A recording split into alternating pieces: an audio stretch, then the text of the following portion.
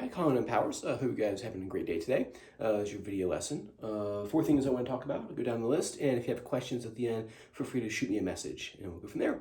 Awesome. So first thing is, be sure to send me some video replies back.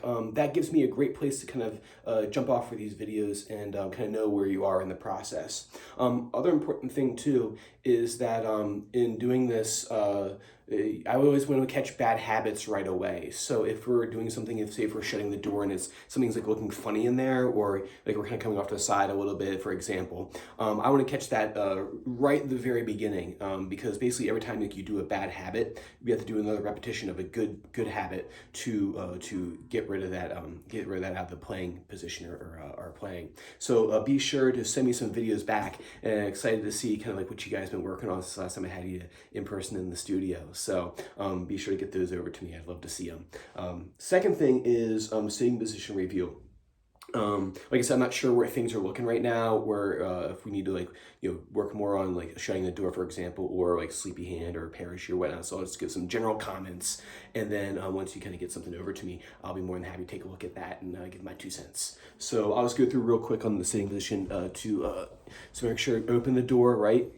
And then shut the door. It's important that when you're shutting the door that the waist of the guitar goes right on top of the left thigh, up like this. Be careful, because sometimes what will happen with the young ones is that when they shut the door, if we're not paying attention, they can kind of come in like crooked like this, and then straighten it up. You want to bring that guitar right in, really on top of that left thigh this way the first time. You don't want to come in like sideways like this and then prop it up like that. The technique just doesn't look clean.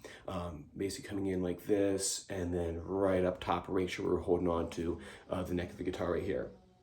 Secondly, is the trickiest of the same position maneuvers I find is hands up. So hands slide like this right here, right? Just tracing our elbow right along the purfling or the binding of the guitar right back here.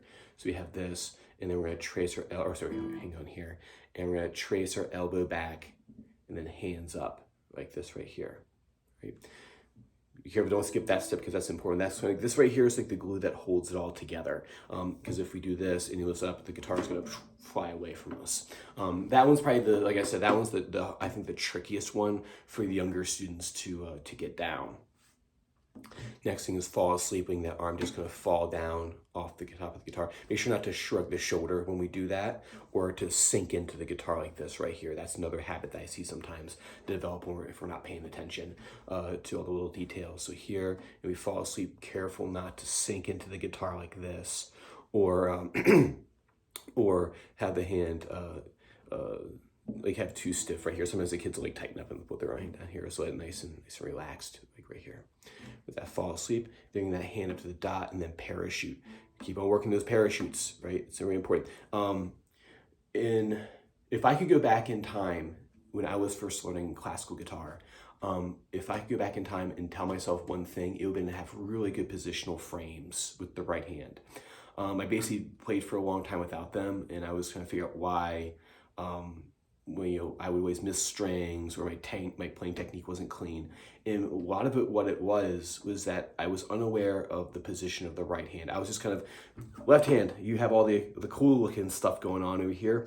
I'll spend a lot of time on you. Right hand, you wing it, right? It was my thought process for a long time. That's why I spent so much time developing the right hand and make sure we have a really good positional frame over here, making sure they have a nice anchor point right here, because that's going to keep him right from flopping around or jumping around or bouncing the hand, right? Just as that we have left hand positions that look super cool, people shredding up and down the neck, we want to have good right hand positional frames. So don't skip that step. Super important that we have that parachute there. Don't forego just doing this without this on there, right? It's really important to have the thumb. And then lastly, for left hand position, to get that left hand set up for actually playing notes, or the light on the ceiling, putting it straight up, put it on the back of the neck. Right now, don't worry about too much about like if it's up here, don't do that. But like keep it right around the second fretish right now until I can put a sticker back there, and I can kind of gauge where his fingers need to be for the left hand. So for right now, just keeping that light on the ceiling and keeping our moons over the fretboard. Right? We don't want to crash our moons into the fretboard. We want to keep those guys up.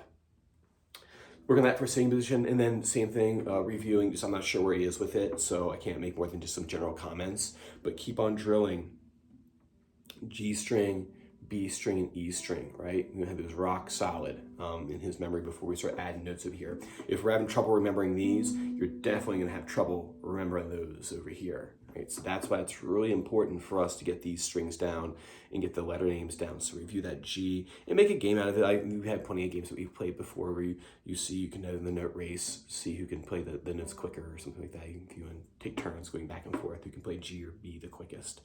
Making sure that we land our thumb here, parachute, point to the G string, point to the B string, point to the E string. And then making sure that we continue doing our moonwalks on those strings. So even if we're doing it in tabletop on the ground, making sure that we practice, I'll kind of tilt it a little bit so you can see, making sure that we're pushing through and resting on the string behind. So it's not a picking motion like this. If you do that, you're gonna be like me in school, and I'd spend a lot of time getting it out of my playing. Wasn't worth it. Making sure we're going straight back, right? Moving from the big knuckle back here, straight back to the string behind. So this is where the G string, this is where this fourth string, the wound string of the guitar.